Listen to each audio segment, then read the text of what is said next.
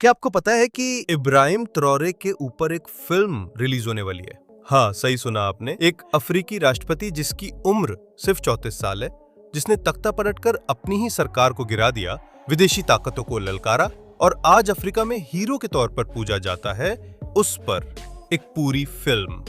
और ये फिल्म कोई हल्की फुल्की बायोपिक नहीं, बल्कि एक बयान है, एक चैलेंज है, एक चीख है जो पूरे अफ्रीका और दुनिया को सुना रही है कि हमारी कहानियां भी कुछ कम नहीं।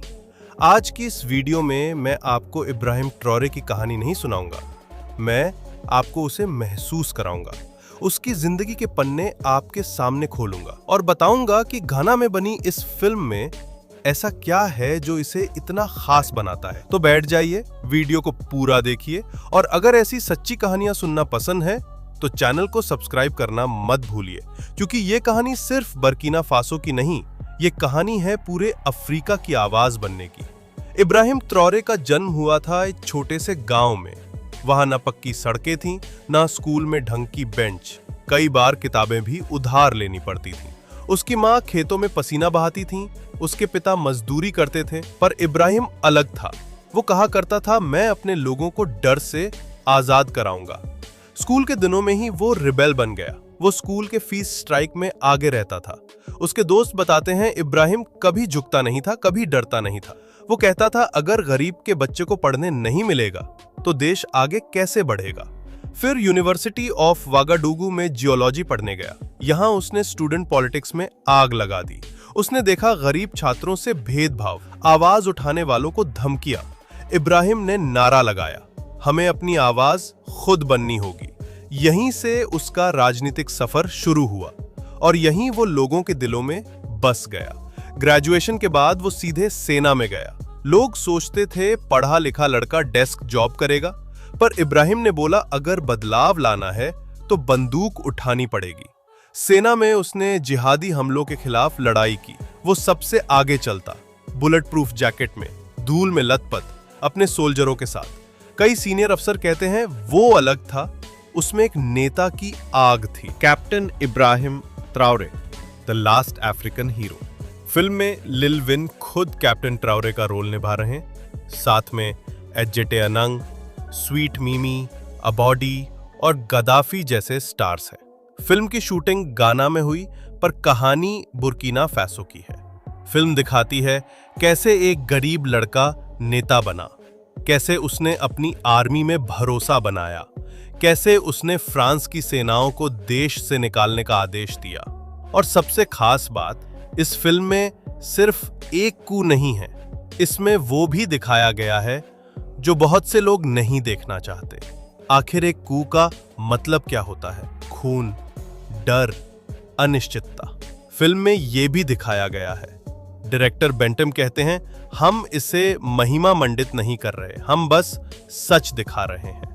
फिल्म में वो सीन भी है जहां इब्राहिम अपने सोल्जर्स से कहता है, हम ये सत्ता अपने लिए नहीं ले रहे, हम अपने बच्चों के लिए ले रहे हैं, ताकि वो स्कूल में पढ़ें, ताकि महिलाएं सुरक्षित रहें, ताकि कोई विदेशी हमारे सोने की कीमत तय न करे। लिल विन ने कहा, यह फिल्म सिर्फ एक आदमी की कहानी नहीं, ये पूरी अफ्रीका की पहचान की कहानी है। दोस्तों, सोचिए क्यों गाना की ऑडियंस इस फिल्म का इंतजार कर रही है, क्यों डायरेक्टर को धमकियां मिली, क्यों गाना सरकार ने पहले फिल्म की जांच कराई, क्यों कुछ लोग इसे तानाशाही का प्रचार कह रहे हैं, क्यों कुछ लोग कह रहे हैं ये हमारे बच्चों को गलत सिखाएगी। क्योंकि ये फिल्म आपको अनकंफर्टेबल सच दिखाती है। फिल्म बताती है कि कैसे फ्रांस ने दशकों तक अफ्रीकी देशों को कर्ज में रखा, कैसे उनके सोने, उनके तेल, उनके मजदूर, सबका फायदा उठाया। कैसे फ्रांस के नेता कहे, बुर्किना फासो हमारा दोस्त है, पर उनके सैनिक वहीं रहकर आदेश दें। इब्राहिम ने कहा, इनफ इज इनफ। उसने फ्रांस की सेना से कहा, निकल जाओ। उसने रूस से डील की, उसने चीन से बात की। उसने कहा, हमें तुम्हारी मोहर नहीं चाहिए, हमें हमारी मिट्टी चाहिए। फिल्म में इसका सिनेमैटिक ट्रीटमेंट जबरदस्त है। लिल विन के अभिनय में गुस्सा भी है, डर भी है और एक अजीब सा इंसानी दर्द भी है, क्योंकि इब्राहिम ट्रॉरे सिर्फ क्रांतिकारी नहीं, इंसान भी है। फिल्म में वो रातें भी है जहां वो अपनी माँ की चिट्ठी पढ़ते हुए रोता है। वो पल भी है जब वो अपने सोल्जर्स को दफन करता है जो उसकी वजह से मारे गए, और वो सीन भी जहां वो अपने ही लोगों के गुस्से को झेलता है, क्योंकि हर बदलाव खूनी कीमत मांगता है। डायरेक्टर बेंटम ने कहा, मैं चाहता हूं कि लोग इब्राहिम को हीरो समझें, पर आंख मूंद कर नहीं। मैं चाहता हूं कि वो सोचें, क्या यही रास्ता है या कोई और। इसलिए फिल्म सिर्फ युद्ध नहीं दिखाती, वो अफ्रीकी समाज का दर्द भी दिखाती है। वो गांव जहां औरतें डर से रात को रोती हैं, वो स्कूल जहां मास्टर गायब है, वो सोना, वो यूरेनियम, वो कच्चा तेल जो सबका है मगर सबका नहीं। दोस्तों सोचिए, जब इब्राहिम ने कू किया तो बुर्किना फासो में लोग सड़क पर नाचने लगे, लेकिन कुछ ही महीनों में सवाल उठने लगे, कब होगा बदलाव, कब आएगा अमन। ये फिल्म उन सवालों से नहीं भागती, और यही वजह है कि गाना में पहले इस फिल्म को बैन करने की भी बात हुई। सरकार ने पूरी फिल्म देखी और कहा, ठीक है दिखाओ। क्यों?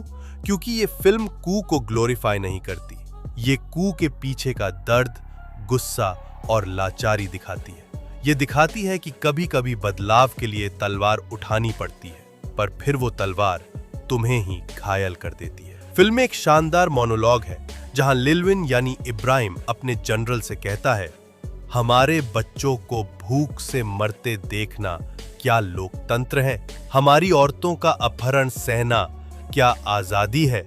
अगर यही लोकतंत्र है तो मैं तानाशाह सही। इस डायलॉग पर सिनेमाघर में तालियां भी बजेंगी और कुछ लोग उठकर निकल भी जाएंगे, क्योंकि ये सवाल अफ्रीका का है और जवाब भी अफ्रीका को ही देना होगा। अजटे आनंग ने इस फिल्म में इब्राहिम के सबसे भरोसेमंद लेफ्टिनेंट का रोल किया है। उसका कैरेक्टर इब्राहिम को लगातार चेतावनी देता है, तुम सत्ता में गए तो बदल जाओगे। वो सीन बहुत पावरफुल है जहां इब्राहिम उसे गले लगाकर कहता है, अगर मैं बदल जाऊं तो मुझे गोली मार देना। फिल्म में कैमरा वर्क शानदार है। धूल भरी सड़कें, गांव की झोपड़ियां, बख्तरबंद गाड़ियां राजधानी में घुसती हुई, फ्रांस के झंडे उतरते हुए, रूसी सलाहकारों की परछाइयां, सब कुछ बहुत ही रियल दिखाया गया है। और फिल्म के प्रोड्यूसर लिल विन ने एक इंटरव्यू में कहा, मुझे पता है लोग कहेंगे मैं तानाशाही का प्रचार कर रहा हूँ, पर मैं बस एक सवाल पूछ रहा हूँ, क्यों हमारे नेता बिक जाते हैं? क्यों हमारी मिट्टी पर कोई और हुक्म चलाए? ये फिल्म जवाब नहीं देती, पर सवाल जरूर पूछती है। दोस्तों यही वजह है कि ये फिल्म सिर्फ घना में नहीं, पूरे अफ्रीका में चर्चा का विषय बन गई है। कहीं इसे पावरफुल अफ्रीकी स्टोरी टेलिंग कहा जा रहा है, कहीं कहा जा रहा है ये युवाओं को भड़काएगी, कुछ इसे एंटी फ्रेंच प्रोपेगेंडा कह रहे हैं, कुछ इसे अफ्रीकी आत्मसम्मान का उत्सव मान रहे हैं। सोचिए, एक फिल्म जो पूरे महाद्वीप को बांट दे, वो कितनी दमदार होगी। ये सिर्फ एंटरटेनमेंट नहीं, ये अफ्रीका का आईना है जिसमें गरीबी भी दिखती है, साहस भी, विदेशी ताकतें भी दिखती हैं और उनके खिलाफ उठती मुट्ठी भी। ये फिल्म कहती है, तुम्हें कोई नहीं बचाएगा, तुम्हें खुद लड़ना होगा। लिल विन ने घना की जनता से अपील की, आओ इस फिल्म को देखो, गलत मत समझो ये हमारी कहानी है, कोई भी इसे नहीं बताएगा अगर हम नहीं बताएंगे। तो दोस्तों, अगर आप इस वीडियो को यहाँ तक देख रहे हो तो आप भी सोच रहे होंगे, क्या इब्राहिम ट्राओरे हीरो है या विलन? क्या कू सही है या गलत? क्या एक लीडर को बंदूक उठानी चाहिए या कलम? ये फिल्म जवाब नहीं देती, बस सवाल पूछती है, और यही इसकी ताकत है। इसलिए अगर आपको ऐसी कहानियां पसंद हैं जो आपको हिला दें, सोचने पर मजबूर कर दें, तो चैनल को सब्सक्राइब कर लो। कमेंट में बताओ, क्या आप इस फिल्म को देखना चाहोगे? क्या इब्राहिम ट्राओरे अफ्रीका का हीरो है या तानाशाह? और लाइक जरूर करना, ताकि YouTube को पता चले कि ऐसी कहानियां दबनी नहीं चाहिए, फैलनी चाहिए। अगली बार हम लेकर आएंगे एक और सच्ची कहानी, कहीं से भी, किसी भी कोने से, लेकिन सच्ची, क्योंकि यही तो मकसद है, हमारी आवाज को दुनिया तक पहुंचाना। तो घंटी बजा दो और जुड़े रहो।